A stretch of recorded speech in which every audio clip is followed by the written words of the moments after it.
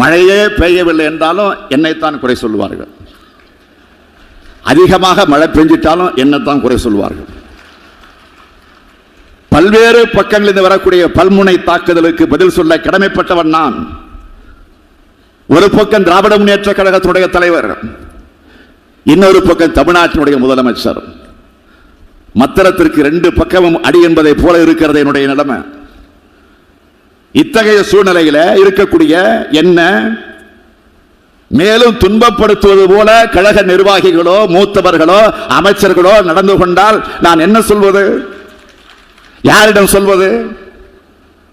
நாள்தோறும் காலையில நம்மவர்கள் யாரும் எந்த புது பிரச்சனையும் உருவாக்கி இருக்க கூடாது என்று நினைப்போடு தான் நான் கண் விழிக்கிறேன். இது சில நேரங்களில் தூங்க விடாமல் கூட ஆக்கி விடுகிறது. என் உடம்ப பார்த்தாலே உங்களுக்கு தெரியும். உங்களது செயல்பாடுகள் கழகத்துக்கும் உங்களுக்கும் பெருமை தேடி தருவது போல அமைய வேண்டுமே தவிர சிறுமைப்படுத்துவதாக அமையக்கூடாது. நம்ம சிஎம் சார் இருக்காங்கல்ல, ஸ்டாலின் சார், ஒரு 2 இயர்ஸ் பேக் இருக்கும்னு நினைக்கிறேன்.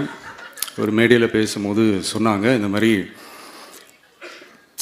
என்னோட அவங்களுடைய கட்சிக்காரங்க சில பேர் பண்ணுற அட்ராசிட்டி, ஒரு சில மந்திரிகள் பண்ணுற சில அட்ராசிட்டிஸ்லாம் பார்த்து ராத்திரியில் எனக்கு தூக்கமே வரமாட்டேங்குது அப்படின்னு ஒரு 2 இயர்ஸ் பேக் இருக்கும் நினைக்கிறேன். அந்த வீடியோ கூட இருக்குது.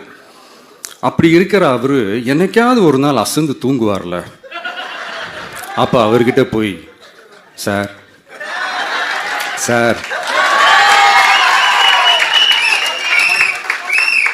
எந்த சின்னத்துக்கு சார் ஓட்டு போடுவீங்க அப்படின்னு கேட்டு பாருங்க. விசில் சின்னத்துக்கு தான்.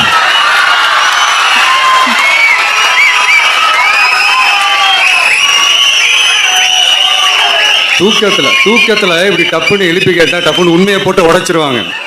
அதுக்கு சொன்ன அப்படி இருக்கிற இந்த நிலைமையில டிவிக்கே வந்து சிட்டியில தான் இருக்குது, டவுன்ல தான் இருக்குது, வில்லேஜ் சைட்லலாம் இல்லை அப்படின்னு சொல்றவங்களுக்கு இந்த மாதிரி சில டெஸ்ட் எல்லாம் பண்ணி பாருங்க, தெரியும்.